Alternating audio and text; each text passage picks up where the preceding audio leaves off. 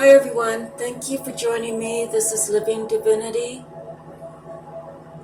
So today I want to talk about people.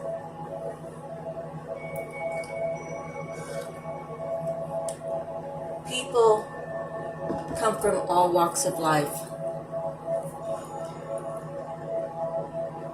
Some people are on top of the wheel and some people are on the bottom.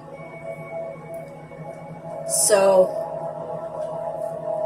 last night it was around dusk, and I wanted to go get a gallon of the filtered water that they sell here at the local gas station. And when I came out, there was a older homeless guy sitting on this little brick wall, and he asked me if I had any money. And I said, "How much do you need?" He said something like $3.40 for 2 hot dogs and a soda. I said, "I'll be right back." So I went and got my debit card, and we went into the store. And well, they didn't have hot dogs, but I just said, get whatever you would like. And so he came back with chips and, I don't know, a candy and a soda. And I told him, I said, how old are you? I said, if you're 60, you can go to the senior center, and Monday through Friday, you can get a hot lunch. His reply was so heartbreaking. He said the people there told him to leave, there's no room, and if he doesn't leave, they'll call the police.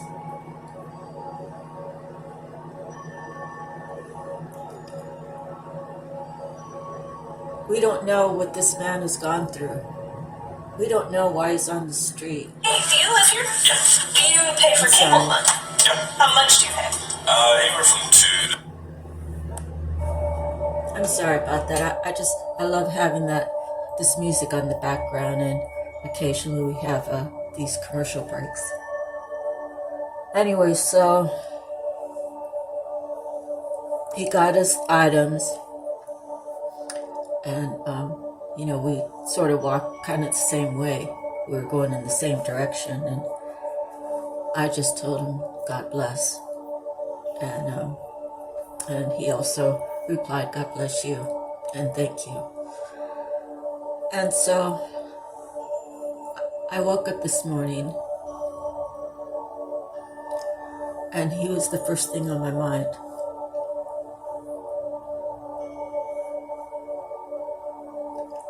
How could a food, a kitchen,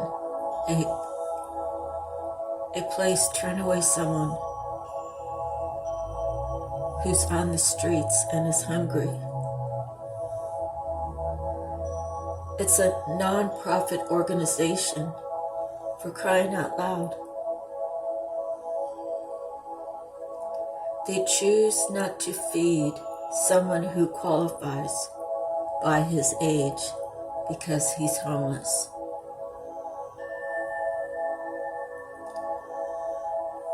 So once I see, I cannot unsee. I have to speak up. I have to fight, even if it's by myself, even if I'm standing alone. I have to advocate for him. As a human caring for another human, there's something really wrong with this picture. And I say, if I had the money to sue that organization for discrimination, I would spend my money, and I would advocate for him, and I would see that he got every penny. How dare people act so terrible? They don't realize that God's watching them. They don't realize what karma they're taking on to themselves. And if they have a family, to their children.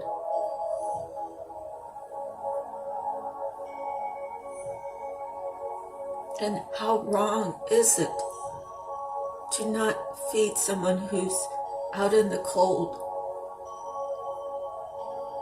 who doesn't have enough?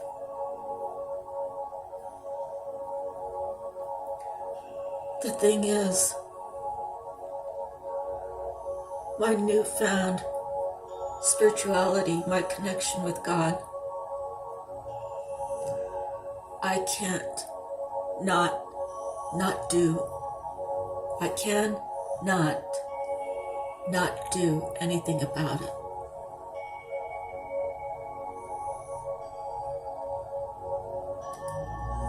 This is where my inner strength, the knowledge that God passes down to me, having God on my side, will I change this community, this service providing company, to teach them a lesson. God will provide for that homeless person, and I will be advocating for him. This is not about me. This is not about fame for me. This is not about anything to do with me other than what God wants me to do. It really breaks my heart.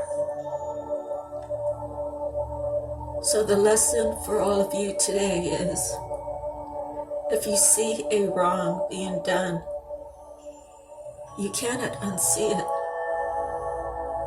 You must make a stance. You must advocate.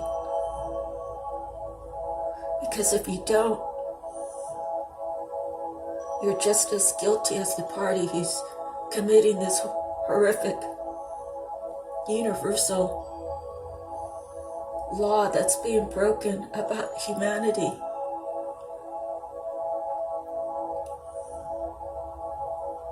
And I know God's going to be with me. And I know that I know that things will change. Because it's out in the open now.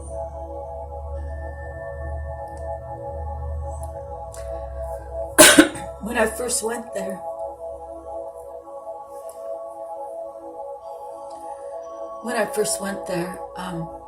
it was the old group. Their meals were prepared with real love, and they never knew how many people they were providing for, but they cooked enough.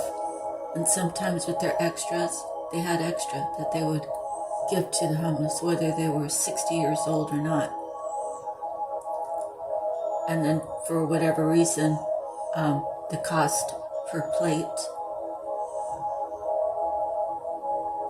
the town changed to another company.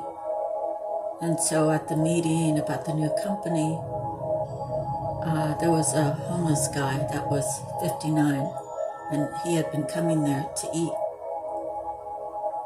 And I spoke up for him, and I said, what about him? And I said, he's 59 and a half. He's not going to be, well, at the time he was 59, but he doesn't turn 60 until July. They said, oh, well, we'll provide for him. We'll have him wash tables or something, and we'll make sure that he has a meal. And I seen him at Christmas time, and I was just picking up a few things, and I asked him if he needed anything. And so I got him a few things, and it's only by God's grace that I could give anybody anything. but I was able to get him like a loaf of bread and some lunch meat and a soda. At least it would last him for a day or two. And I asked him about the community center. And he said, they said I have to wait till I'm 60. So, I was there at the meeting. I heard the words. Then later on I saw the man, and their words didn't hold true.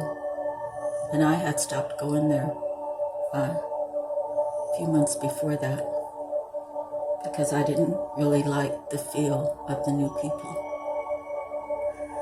And so maybe I should have spoke up then, but I suppose they still have the right to say he wasn't 60. And now I run across another one who obviously was 60. And now it's time for me to speak up about it.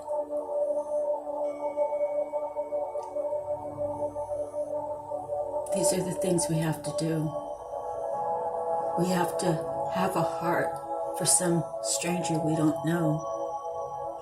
It gets cold here. It gets like down in the 40s. And I know there's other areas where it really dips low, but still, 40s to be homeless is awfully a rough ride. And it's up to us to stand up for those that aren't doing so well, that aren't doing as good as we are. And that's how God will bless us. There's a even exchange. And God sees to that. That's one of his universal laws is an even exchange of energy.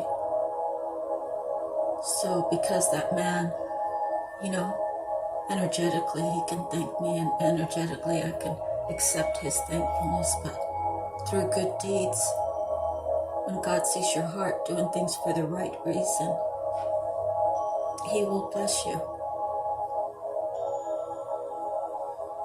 And my family has a lot of curses that I'm praying that they'll all be lifted up. And with every good deed that I do, I'm hoping and praying that, I can have an abundance of good karma that can be passed to my loved ones that don't have enough. But, that's always up to God. And,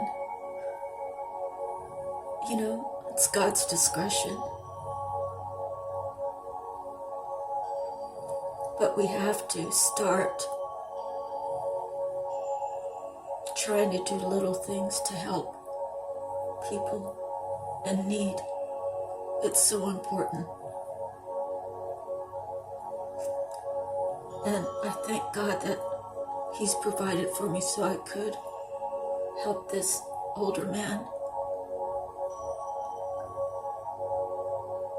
And it's just a little story about a little piece of my life that I wanted to share with you. And know that when you wake up from a sleep and something hits you that you need to do, you need to take care of, take charge of it, and do your best to be helping hands. Because one day you're going to be praying to God and you're going to need something. And it's very possible that if you've ignored him and he's tried to reach out to you, it's very possible, especially if your heart is not in a good place. And I'm not here to judge you, I'm just saying God can reject your request.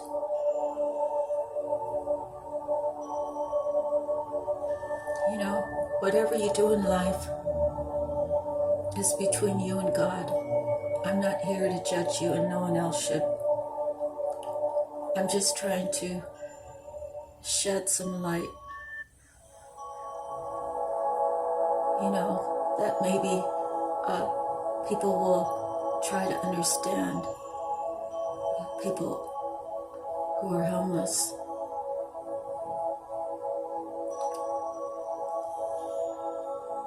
That was one of my grandpa's pet peeves. He used to go to the railroad tracks in the 70s.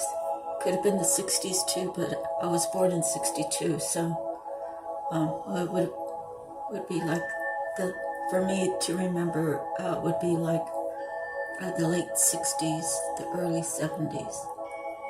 But he would go to the railroad track.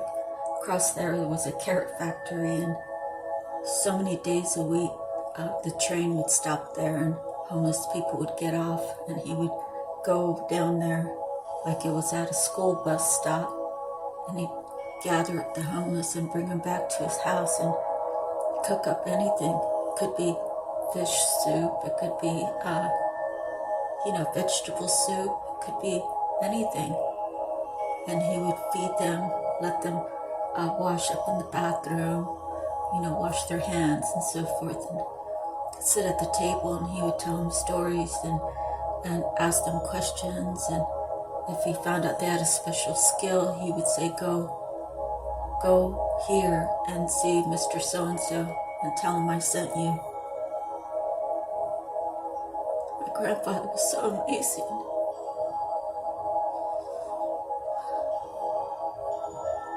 So we can't turn a blind eye on our homeless. We just can't. God bless you all. I hope the information that I shared with you today, that you found some sort of value, some information you could take home with you, information you can share with others. That God just touched my heart, and it's something that I had to talk about. All right, God bless you all. I'll talk to you soon. Bye-bye for now.